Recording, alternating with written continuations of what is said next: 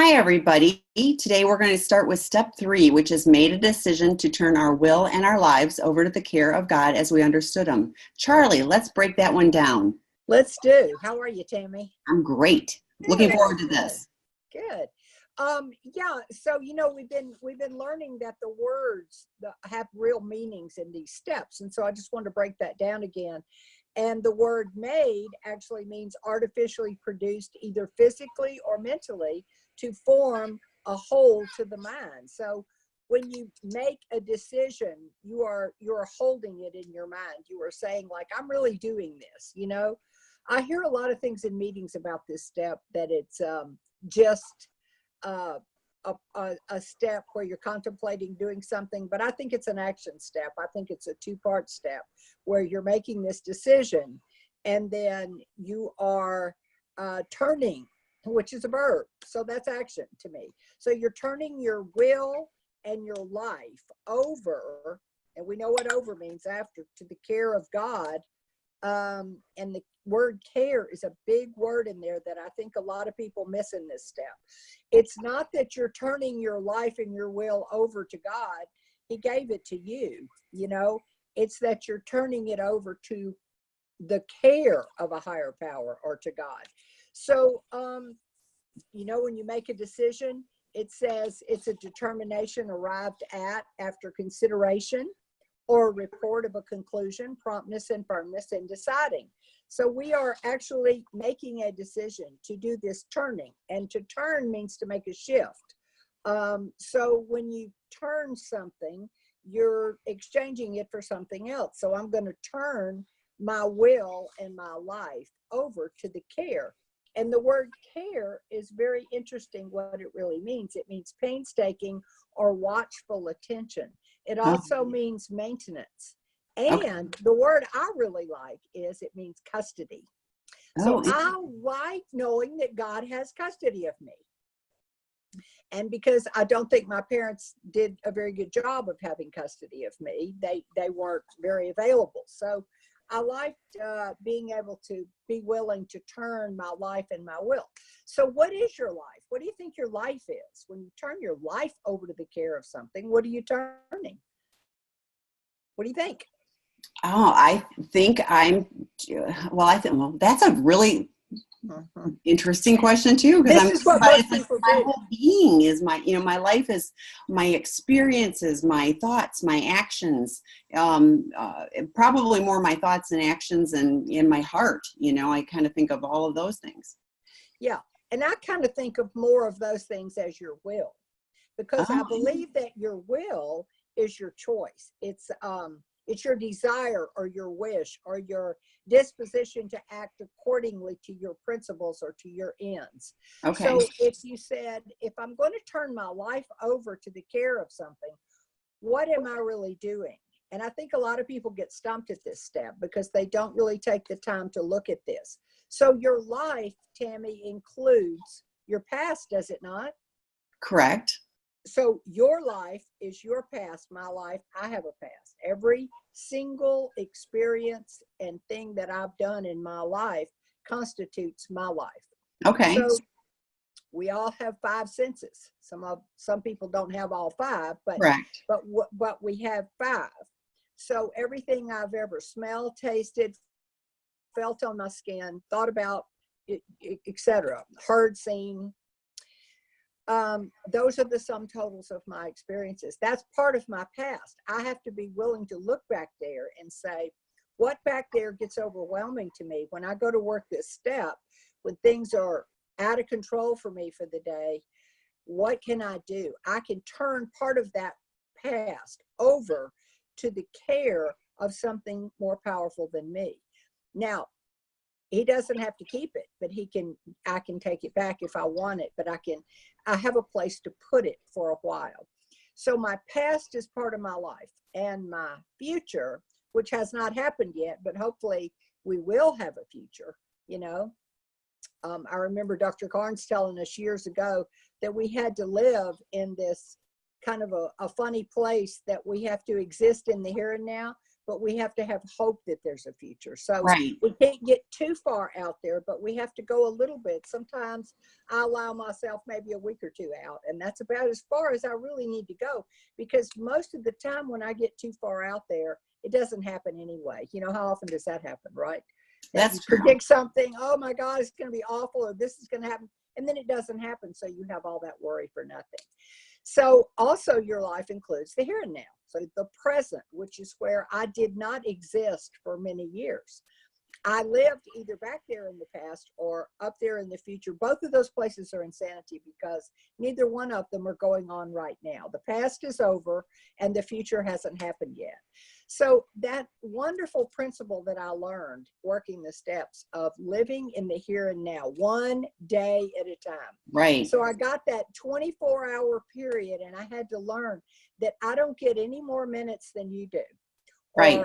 Or a world leader does, or a spiritual guru does, or the worst person on earth, or the guy in prison. The only thing I get is the next 24 hours, and hopefully I'll get all of those. So to be able to say, I have a step that I could make a decision to turn my life over to the care of something. If anything in my past, or anything I might be predicting in my future, or anything happening right now is too much for me, I have a higher power I can turn that over to, which gave me a lot of relief. So I think that's what this step is about. So that's our lives, all right? So now, what is your will? Because that's where I get trouble, is my choices, my attitudes. What did you say? My thoughts, my wishes, Right. my hopes, actions, my dreams, my actions. All of those constitute my will. You have your will and I have my will. And sometimes Charlie's will is not always the best for Charlie or anybody else. So I know that I can stop and say a prayer, make that conscious contact with the higher power, and turn that over to the care of a higher power as I understand him. So that really gives me a lot of relief and a lot of help during my daily. So that third step, prayer, that I've taken with many, many people on my knees with them, holding hands in my office or at my house or at the AA club I go to, or anywhere, or sitting in a car, just making that conscious contact with the higher power and saying the third step prayer. And the third step prayer is in the big book, and it is God. It's on page 63, by the way, in the big book of Alcoholics Anonymous.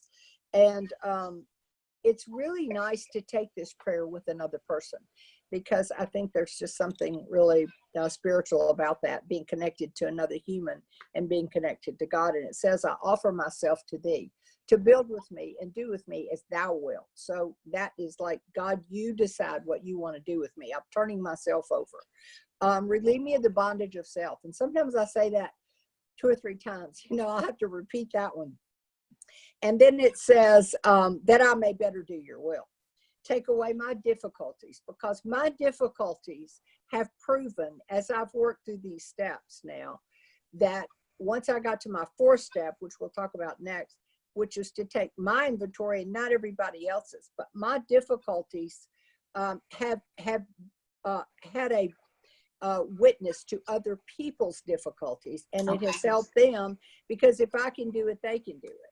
And so being able to give that away is like having a witness. So the prayer says, victory over them may bear witness to those I would help of thy power, thy love, and thy way of life. May I do thy will always. So that puts me out of Charlie's will and in my humanity into the power that's greater than us in the universe. And I love that prayer because it has saved me. And I say it every day. I have for many years. I would say almost without exception. That's how I start my day, with the third step prayer. So I just wanted to say another thing about the agnostics, the third step, and why the chapter says we agnostics, because I think a lot of us, when we come into the program, we don't have a power greater than ourselves, or we think we do. But there are a lot of ministers and priests and people of the cloth that will tell you when they come in the program that they had to change their concept a bit. It was not what they thought. And the agnostics have some, the agnostic page is on page 44 of the big book, the We Agnostics. And it really begins with the first paragraph, really is working the first step, is what it really is if you read it. And agnostics just means without knowledge. So I just wanted to say, and I think a lot of people skip this, they may or may not know this, but there are some agnostic promises. You know what the good promises are, right? We all know what those are. But have you ever heard of the agnostic promises on page I 52? haven't. I'm Okay, waiting to hear them. I'm just going to take this for a minute. So this is again out of the big book of Alcoholics Anonymous. Third paragraph down. We had to ask ourselves why we shouldn't apply to our human problems the same readiness to change to our point of view. Number one, we were having trouble with personal relationships. That's a promise if you're an agnostic. Number two, we couldn't control our emotional natures. Number three, we were a prey to misery and depression. Number four, we couldn't make a living. Number five, we had a feeling of uselessness. Number six, we were full of fear. Number seven, we were unhappy. And number eight, we couldn't seem to be of real help to other people. So those are promises. If you don't have a power greater than yourself and you're running on your own power, these are some promises that may be coming true for you even today. But having taken this third step, where you turn your will and your life over to the care, of your understanding of a higher power, really can give you a lot of relief. I love what you're sharing about the care of God, because I too have missed that particular piece of it. Like I heard it, but I hadn't broken it down like you're sharing. And I think that that's really a different way to look at it, that I'm turning it over to the care. So, to me, it feels like it's being held carefully. I liked that you were talking, like in a parental way, that, the custody of, that this is, I take being a parent seriously. So like, I want to do a good job of being, having custody. They're long gone, but, when they were young, I wanted to job with that. So I love that idea of thinking of my higher power, of having, a loving, caretaking way of taking care of my life and my will. And, when you're talking about your will, I was like, my will is what got me into all the hot mess that I was in. So clearly that didn't work. And even from a higher power standpoint, I've heard it said, and I honestly believe that I believe my addiction was my higher power, because I gave it all my energy and all my attention and all my focus. So to me, that was the higher power in my life. It was the driving force in my life before I got into recovery. So having had a background of a more punishing God for me. Yeah, I know me too. a lot of people come in and say that they're agnostics, which I didn't know was without knowledge. But I know but people have been really hurt by religion, which is completely different, in my opinion, from what we learned in the steps. Yes. So, I think it's helpful to have a place where you learn to have a new definition of what a higher power is, and just starting to think of it as, the we and the, something outside of myself, again, because myself got me in trouble. So I really, appreciate, I found a tremendous relief in the steps, even the first three, because I knew that I was in trouble trying to do this on my own. I never could spend 24 hours sober on my own. I tried, and it didn't, so to learn that, I have a chance if I turn my will that wasn't working over to something that was outside myself that was greater. I just had to have a belief. And there were enough people in the program saying, this can work for you. Like you talked about, it's like, this can work for you too. And so I was like, okay, I'm going to try. So exactly. And it does work when we do it, when we take the willingness to just do it, whether we believe it, it doesn't matter. Just do it. It really does work. So there's some things that I would suggest to write down, little exercises to do that might help you to open this step and make it more clear and to really get it in your heart. And that's to write down some instances where your self-will has gotten you in trouble. And I like what you said. The same thing happened for me. I found that I couldn't do a lot of things by myself, although I practiced that and did that for many years, thinking, that was going to work. But no, self-will run riot is what we say. Yes. And so another thing that helped me is to write down the old understanding I had of God. I had to make a list of what I really believed that my higher power was. And then I got to make a new list of what I actually wanted. I didn't know you could do that, but you actually can. And at least I had it written down on paper. It was something to look at, and then writing down what I wanted to turn over, because there were a lot of things that I wasn't happy with in my life when I got sober. And they just kept rolling around in my head. But when I got it down on paper and I saw what people and my health and jobs and hopes and dreams and some heartbreaks that I was experiencing at the time, and what was my sanity and my situation in my life as it was at that moment, I wrote that down, and it really, really helped me. And then writing out a commitment to this higher power about what you're willing to do every day to change. Instead of just waking up and doing the same old thing every day, write a commitment. Okay, today I will not take a drink, no matter what. It's off the table. I'll go stand on my head if I have to. I'll sit on my hands. I'll, eat dirt, whatever. But I'm not going to have a drink. That's not going to help anything. So just writing that out on a piece of paper and sharing that with somebody really helps, because it makes you accountable with someone, and stop once a day to be still. That was the one thing I did not know how to do. I did not know what serenity was. When they said the serenity prayer, I kept thinking they were talking about just being still, being quiet. Well, I could be still and be quiet for a little while, but I didn't have serenity. I didn't have serenity until I had it, and I didn't know I had it until I got it. If that makes any sense to anybody. Yes, I can relate. But I didn't experience it until I actually worked through some of these steps. And one day I realized, oh my gosh, my heart's not beating fast. I don't want to hop up and do something. I didn't want any intensity. So for me, that's what serenity was. It wasn't just being still. I can make myself be still, but there's a stillness inside that's different. It's a spiritual stillness that was wonderful. So all of those things began to happen when I started working through 1, 2, 3. And then we got to number 4. So is there anything else about number 3 that one of the other things that you mentioned was, looking into the future. And I think I heard you looking into the future and talking about the negatives and the presumed chaos and problems that were going to happen.